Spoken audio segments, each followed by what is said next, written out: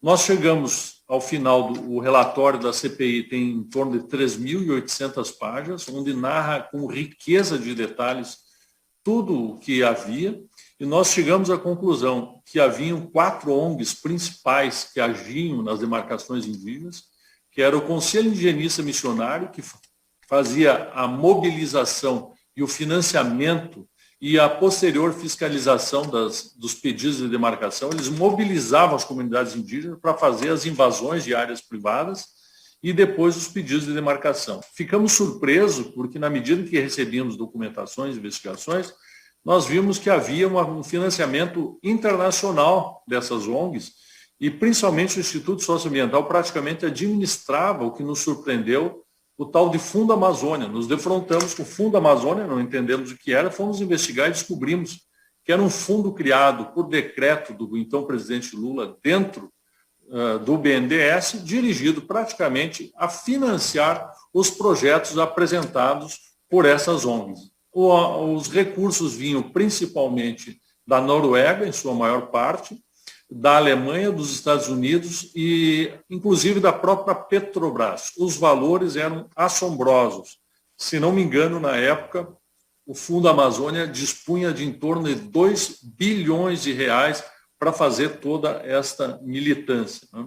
Na área de assentamentos do INCRA, outras ONGs e entidades é que faziam essa organização. Era a Comissão Pastoral da Terra, era a Federação dos Trabalhadores da Agricultura e era o Movimento dos Trabalhadores Sem Teto. Eles, basicamente, eles escolhiam, junto com os servidores do Estado, áreas particulares para serem invadidas, mobilizavam e treinavam determinados grupos para que fizessem a invasão. Essas pessoas invadiam as áreas e, a partir desse momento, o INCRA entrava e a Advocacia Geral da União dizia que a área, em verdade, era irregular, as pessoas não recebiam a reintegração, porque a Justiça ficava em dúvida se a área era da União ou não, ou se era particular. E, a partir disso, essa área era loteada. Se uma área comportava, imaginamos lá, 50 lotes, eram criados 100 lotes e eram distribuídos para lá 100 grupos familiares. Só que essas famílias para os quais eram postos, em nome dos quais eram postos esses lotes, elas não eram as mesmas pessoas que estavam lá na área. Essas famílias, nos quais os lotes eram dados o nome, elas serviam apenas para buscar recursos públicos. Então, elas iam pegar crédito de eletricidade, crédito de instalação, uma série de benefícios. E esses recursos eles eram rachados entre o dono da loja onde fornecia os bens e materiais, os funcionários do INCRA, gerente de banco e os funcionários das organizações que eram atribuídos à fiscalização dessas áreas. Se tornou um grande esquema de desvio de recursos públicos e dirigidos também a partidos políticos. Tá? Então, havia também envolvimento do Ministério Público Federal, que acobertava todos esses atos, da Advocacia Geral da União, universidades e partidos vinculados principalmente à ala de pensamento de esquerda. Né? Além disso, quando nós quebramos o sigilo, pedimos a quebra do sigilo dessas ONGs, houve uma blindagem pelo Supremo Tribunal Federal. O ministro, então presidente do STF, Ricardo Lewandowski, deu, se não me engano, foram 8 liminares proibindo a quebra do sigilo das ONGs para nós identificarmos como é que se dava o financiamento. Também vimos que havia uma ligação entre áreas de assentamento, áreas quilombolas, áreas indígenas e unidades de conservação, fazendo praticamente cinturões ligados uns aos outros. Né?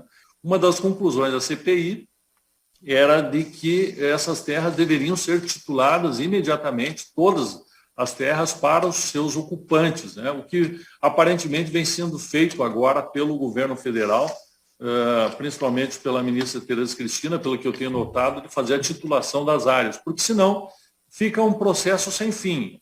o assentamento se inviabiliza, aí troca os ocupantes, aí buscam os créditos, fazem as fraudes e não termina nunca. Cria um sistema ilícito de financiamento de ONGs e de partidos e de políticos, né? Nesse processo de estatização, uma coisa que chocou foi a conclusão que nós chegamos, que o Estado, talvez o Estado mais rico do país, que é o Pará, ele já tem 70% da sua área estatizada. Ou é unidade de conservação, ou é assentamento que não foi titulado, ou então são reservas indígenas. Resta no Pará apenas 30% de disponibilidade do seu território, sendo que desses 30%, por ser região amazônica, ele tem que fazer uma área de preservação de 80%, restando no total do Estado, em torno de 8% do Estado para que haja produção.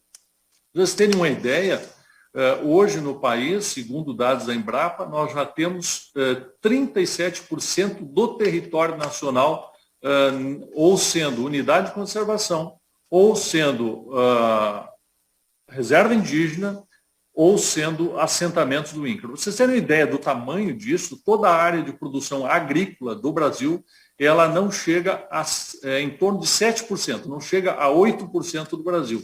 E, portanto, 37% já está indisponibilizada para a produção.